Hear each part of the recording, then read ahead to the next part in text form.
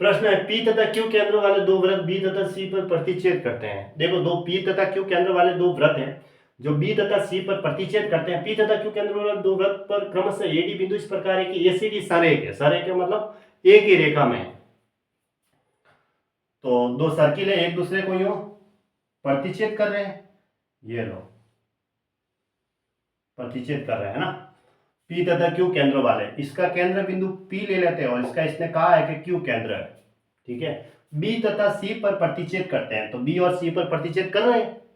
फिर इसने कहा कि एडी बिंदु इस प्रकार है कि एसीडी सरेख है। अब देखो एसीडी को सरेख बनाने के लिए सरेख का मतलब एक ही रेखा में है, तो एक ही रेखा में इसका मतलब ए को मुझे यही लेना पड़ेगा तभी ये सरेख होंगे ऐसे। और ये ए सी डी हो गया, बिंदु एडी इस प्रकार है कि एसीडी ये सरेख हो गया, इसलिए इस एडी को ऐसे लिया। अब यदि कोण एपीबी बराबर 130 डिग्री, अब देखो कोण एपीबी ऐसे तो देखो ऐसे तो 180 डिग्री हो जाता है ना इस तरीके से। तो फिर हम क्या करते हैं इसको थोड़ा सा ऐसे मैनेजमेंट कर दो। ठीक है, थोड़ा सा मैनेजमेंट कर दो। इस केंद्र को यहां ले लेते हैं पी। ठीक है, अब देखते हैं इस केंद्र को मैंने यहां लिया, तो अब देखो 130 डिग्री कैसा होता है लगभग जैसे ही हम नॉर्मली देखते हैं तो 130 डिग्री इस टाइप से होगा। ऐसे तो 90 डिग्री हो जाता है एकदम, तो 90 से इस तरीके से होगा तो इस साइड में देखा तो 90 से ज्यादा होगा, अधिक कोण है ना। तो ये 130 डिग्री इस टाइप से होगा ऐसे ही। तो फिर हमें एकदम सीधा नहीं लेना है ना, एकदम सीधा तो ऐसे होता है तो 180 डिग्री हो जाता है।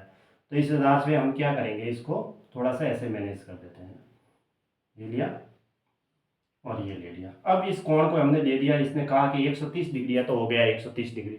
ठीक है, इस टाइप से 130 डिग्री होता है। अब कोण ए पी बी बराबर 130 डिग्री है और कोण बी क्यू डी, बी ये रहा और क्यू ये रहा और डी। तो फिर इस कोण को बनाने के लिए हम क्या करते हैं इस पॉइंट को हम थोड़ा यहाँ ले लेते हैं ना, ताकि कोई कोण भी तो बनना सही है एंगल। तो ये लो, अब इसने कह दिया है कि कोण बी क्यू डी, ये क्यू इसका केंद्र बिंदु हो गया और ये ले लो बी क्यू डी बराबर एक्स डिग्री। ठीक है, हो गया। तो x का मान है, अब ऑप्शन में भी 180 डिग्री नहीं है तो अपन डायरेक्ट तो ऐसे नहीं बना सकते, इसको ऐसा ही तीसरा ही बनाना पड़ेगा, x को इस तरीके से बना दिया।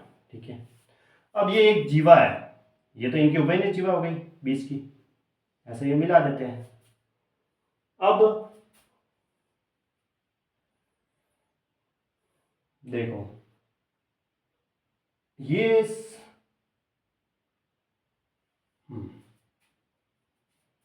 ठीक है, अब ये कोण कितने का हुआ, ये वाला कोण, ये जो होगा पूरा 360 डिग्री का होता है, तो 360 डिग्री में से 130 माइनस कर दो, 0 3 और 230 डिग्री। अगर ये 230 डिग्री है तो इसका मतलब ये कितना होगा। ठीक है, अगर हम इसको मिला देंगे ऐसे केंद्र को तो भी हमें ये कोण ही मिलेगा।